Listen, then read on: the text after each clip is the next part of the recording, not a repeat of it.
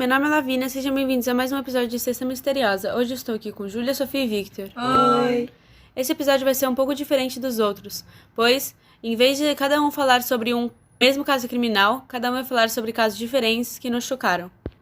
Isso mesmo, Lá. A gente vai fazer nesse formato porque a gente acha que fica mais dinâmico, já que esse assunto é um pouco pesado e pode dar gatilho para algumas pessoas. Então, se você for mais sensível, a gente aconselha de você não escutar o nosso podcast. Então vamos começar. Você já deve ter ouvido falar de Bonnie e Clyde, o casal criminoso mais famoso do mundo. Hoje irei falar um pouco mais aprofundadamente sobre esse caso. Bonnie Elizabeth Parker era uma jovem que nasceu no interior do Texas. Morava com sua mãe e seus 2 irmãos. Seu pai morreu quando ela tinha apenas 4 anos. Vir de uma família muito pobre não a impediu de ser uma boa aluna. Ela era muito boa em redação e inglês e fazia poemas muito bons. Na adolescência, sua facilidade com a escrita a permitiu trabalhar escrevendo introduções de discursos para políticos locais. Descrita como uma jovem inteligente de personalidade e força de vontade pelos que conheceram, Bonnie era uma pequena loira de 1,50 e 41 quilos. Agora que já falei um pouco sobre a história de Bonnie, o Viva falar um pouco sobre a vida de Clyde antes de conhecer a Bonnie. Nascido em uma família pobre de pequenos fazendeiros, era um menino muito esperto desde cedo. Clyde começou seu envolvimento com a polícia e com o crime. Aos 16 anos, ele foi preso pela primeira vez ao fugir de um policial quando o abordou perguntando a respeito de um carro alugado em sua posse, que ele não havia devolvido à locadora no prazo. A segunda prisão, dessa vez junto com seu irmão Buck, foi por roubar perus de uma propriedade. Mesmo conseguindo pequenos trabalhos entre 1927 e 1929, Clyde continuou praticando pequenos furtos em lojas de conveniência e roubando carros.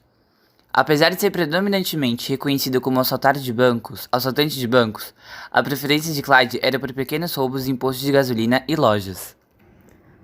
Agora que você já conhece a história dos dois, vou contar como eles se conheceram e começaram com os roubos. Bom, o casal de criminosos se conheceu em 1930, mas os furtos só começaram em 1932, pois Clyde havia sido preso por roubar um carro durante 2 anos. Eles viajavam na região central dos Estados Unidos durante a Grande Depressão.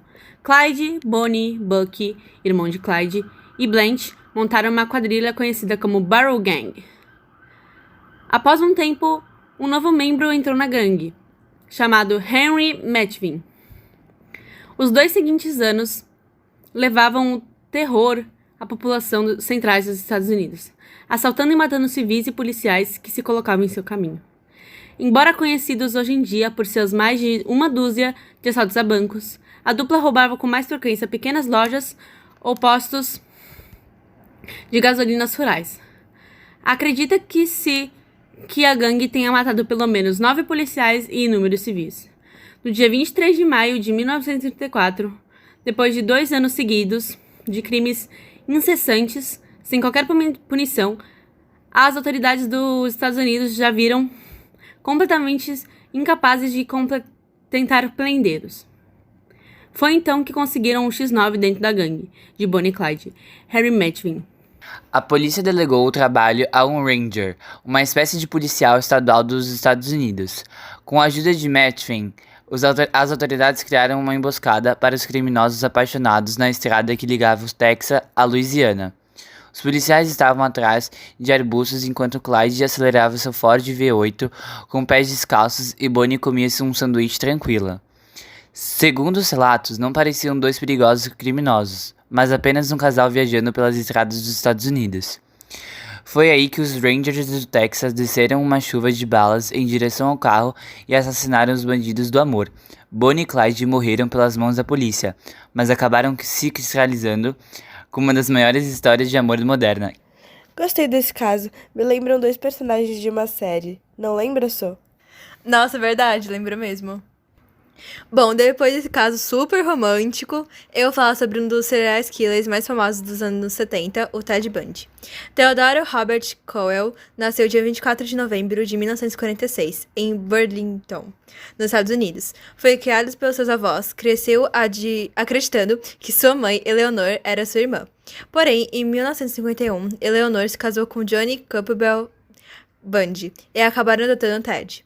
Eleanor e Johnny tiveram mais 4 filhos, e apesar das tentativas de incluir Ted nas atividades da família, o garoto permaneceu distante. Em uma entrevista, Ted afirmou que ele escolheu ficar sozinho durante a juventude porque não entendia relações interpessoais. Considerando o jovem inteligente e promissor, Ted não teve dificuldades em ingressar na faculdade após o ensino médio em 1965. Passou um ano na faculdade de Puget Sound antes de transferir para a Universidade de Washington. No início de 1968, abandonou a faculdade e passou a trabalhar em empregos temporários. Também se tornou militante do Partido Republicano e trabalhou como voluntário na campanha presidencial de Nelson Rockefeller. Ted era considerado um homem charmoso, sedutor, carinhoso e comunicativo, que sabia convencer as pessoas de sua inocência. Essas características o ajudaram a atrair e seduzir as mulheres antes de sequestrá-las, abusá-las e matá-las. Em 1975, Bundy foi preso pela patrulha rodoviária da Utah, pois em seu carro foi descoberta máscaras, luvas cirúrgicas, martelos e sacos de lixo. Uma busca detalhada encontrou fios de cabelo, impressões digitais e evidências sanguíneas de mulheres que haviam sido assassinadas. No intervalo de uma audiência de 1977, na cidade de Aspen, Bundy foi autorizado a retirar as algemas para consultar os livros de direito. Ele aproveitou a oportunidade para saltar do segundo andar e correr em direção às montanhas. Depois de vagar durante 6 dias, roubou um carro e voltou para a cidade, onde foi reconhecido e preso novamente. Em 30 de dezembro de 1977, Bundy conseguiu fugir de novo da cadeia, colocando livros sobre a cama para simular seu corpo. Os funcionários descobriram sua fuga depois de 17 horas, porém Ted já estava em Chicago. Em 8 de janeiro de 1978, Bundy chegou na Flórida. Em 15 de fevereiro do mesmo ano, foi parado por um policial em Pensacola, na Flórida, pois percebeu que o carro havia sido roubado. O policial prendeu sem saber serial killer. Chegando ao distrito policial, Bundy disse que chamava Ken Missner e apresentou um documento roubado do verdadeiro Missner. No entanto, os agentes descobriram a verdadeira identidade de Bundy. Ted foi julgado no final dos anos 70. Ele foi julgado por diversos homicídios em 7 estados norte-americanos. No início de seus julgamentos, ele alegou sua inocência e agiu como seu próprio advogado. Charmoso, sedutor e carismático, Ted ganhou a confiança da sociedade e encheu o tribunal de mulheres apaixonadas por ele. Mas no fim, ele confessou ter sequestrado, estuprado e matado um total de 30 mulheres entre 1974 e 1978. Fora que sua arrogância e inexperiência como advogado não o ajudaram. Então Ted Bundy foi julgado, condenado à morte na cadeira elétrica. Podemos perceber que nunca podemos confiar em alguém só por conta de sua aparência. Concordo, Lave. Ele foi muito esperto também em relação às suas fugas. Bom, depois desses casos de assassinatos, eu vou falar sobre um caso que chocou a Inglaterra em 2009, chamado A Garota que Virou 3 Garotos. Basicamente, a jovem Gemma Barker resolveu se passar por um garoto chamado Aaron Lampard, com a intenção de namorar sua amiga com nome não identificado. Aaron seduziu e começou a namorar a garota. Ainda com o nome de Aaron, a jovem começou a conversar com Jessica Sawyers no MSN, que era outra amiga de Gemma. O tal Aaron começou a falar para Jessica sobre um garoto chamado Luke Jones, que seria o segundo garoto que Gemma viria a inventar. Jessica e Luke começaram a namorar. Era namoro de infância, daqueles bem tranquilos, mas Jessica resolveu colocar um fim do relacionamento depois que Luke tentou fazer coisas mais íntimas. Foi aí que Gemma inventou Connor McCormack, um outro disfarce para se aproximar de Jessica. Jessica descobriu da pior maneira possível. Connor apareceu para Jessica usando gorros e chapéus. Ele dizia que tinha queda de cabelos e por isso não andava com a cabeça descoberta. Um dia, depois de acariciar Jessica, o tal Connor adormeceu e deixou cair o gorro.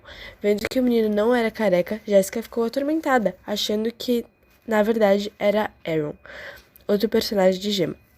As duas amigas de Gemma só descobriram toda a verdade após irem na polícia. Jessica Sawyers declarou a um programa de TV que todos os seus sonhos de menina já foram destruídos.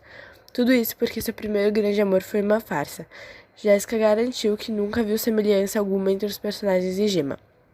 Ela disse que até o beijo deles era diferente e que Gemma tinha seios tão pequenos que ela nunca desconfiou que seus namorados pudessem ser, na verdade, uma garota. Meu Deus, imagina se isso acontece com a gente. Nossa, imagina! Que horror! E bom, já que já estamos falando sobre casos criminais, nós vamos indicar para vocês a editora Darkside, onde possui vários livros sobre o assunto. Nos livros possuem várias imagens e informações sobre vários casos famosos, como por exemplo o Ted Bundy. E os preços dos livros estão em torno de R$50, o que compensa, pois são de capa dura e também porque chama nossa atenção com os detalhes da capa e no livro em si. Então, se você ficou interessado, é só entrar no site da própria editora, que é www.darksidebooks.com.br, e o frete é grátis a partir de R$149. Então, esses foram os casos de hoje. Podemos perceber que não podemos confiar em ninguém e não aceitar caronas com estranhos. Mandem sugestões para a gente, caso vocês queiram que a gente fale, e também coloque suas opiniões sobre o que vocês acharam do podcast de hoje. Tchau e até o próximo episódio.